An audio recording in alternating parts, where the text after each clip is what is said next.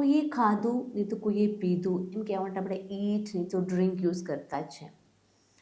અને મેં તમને આગળના એક વિડીયોમાં કીધું હતું કે તમે એને રિપ્લેસ કરશો have. Okay, I have my breakfast, નહીં તો I have my meal.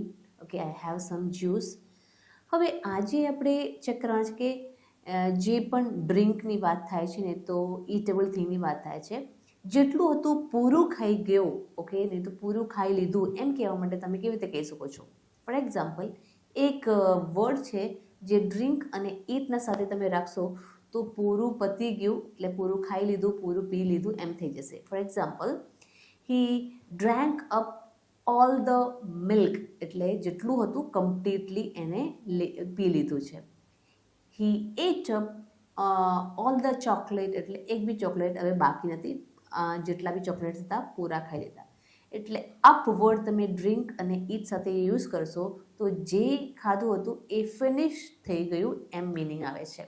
Okay, સો હવે તમે પણ યુઝ કરજો આ વર્ડને તમારા કન્વર્સેશનમાં.